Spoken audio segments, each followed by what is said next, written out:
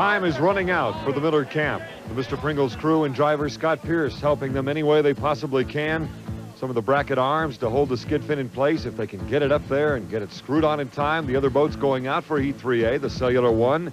Here's Todd Yarling of the Risley Audio Video, the home team, as they go out for their third preliminary race of the day. And the Miller American, they've got the skid fin in place. If they can get the bolts and the nuts tightened in time, they'll be able to race, and it looks like they're going to be able to make it.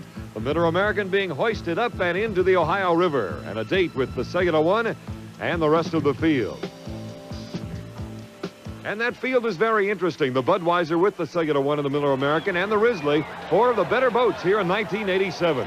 So here we go with the start of E3A. In lane number 2, it's the Cellular One, the Miller American wisely on the outside. Budweiser in lane number 1. Good position for the Budweiser and Cropfield as they go into the first turn. Again, Cellular One in first place. On the inside, though, the Budweiser on the outside. It looks like, oh no, Chip's got problems again for that skid fin as he goes way wide.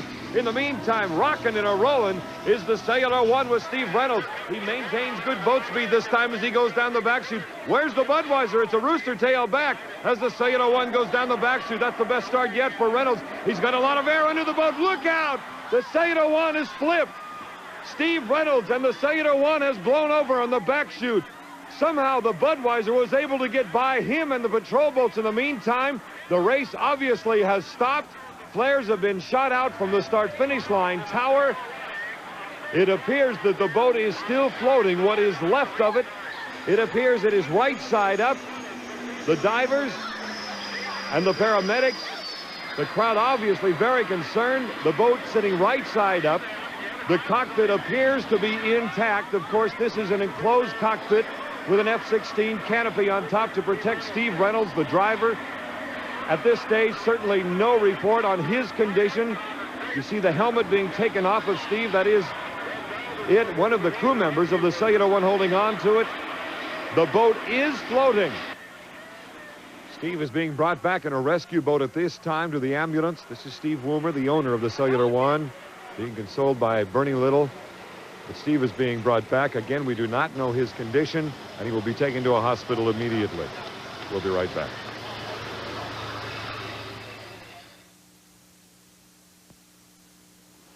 Everyone here at Madison still in shock after the accident involving Steve Reynolds and the Cellular One. Let's see if we can get an update on Steve's condition at this point. Dr. Swanson, what do you know about Steve's condition at this stage? It's very serious. He was unconscious when we opened the capsule, and he's been unconscious the entire time, but he is breathing on his own, and his vital signs are relatively stable.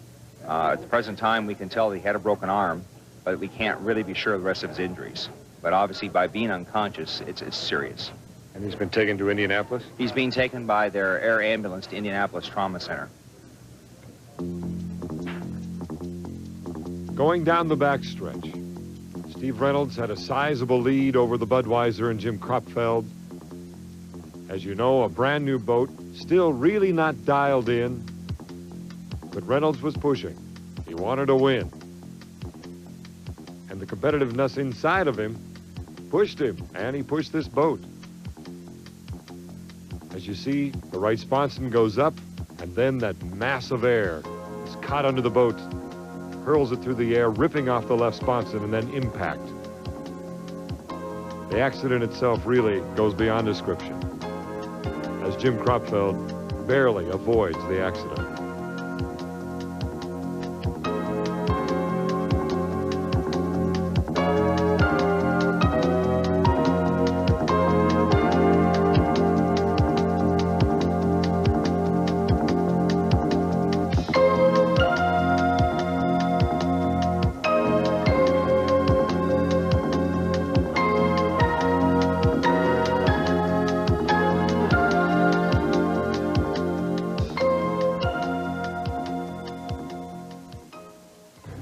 Right now we're with Jim Cropfield of the Miss Budweiser. Of course, Jim went through a flip back in May when the brand new Budweiser was testing. Jim, people at home always wonder what goes through the minds of drivers, obviously, when they see a good friend go over like that.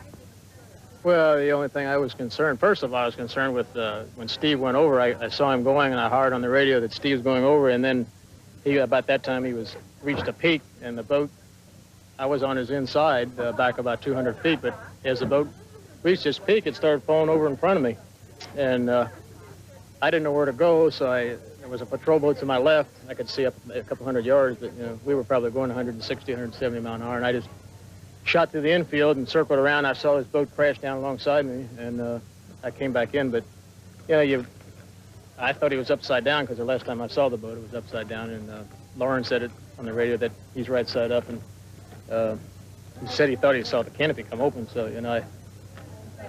you just worry about whether he's hurt or not. You don't care about anything else. You're just kind of concerned. That's his second one. I went through one, so I know what's going through his mind. I don't know if he was conscious or not, but if he was, I know what it is. Well, prayers for Mr. Reynolds right now. I guess that's the only thing we can say. That's right. We just hope and pray that everything's fine and he comes back in fine shape. And to make matters worse, the Weather Bureau has just informed us a major thunderstorm is heading our way. Racing is finished here in Madison for this year. We'll be back.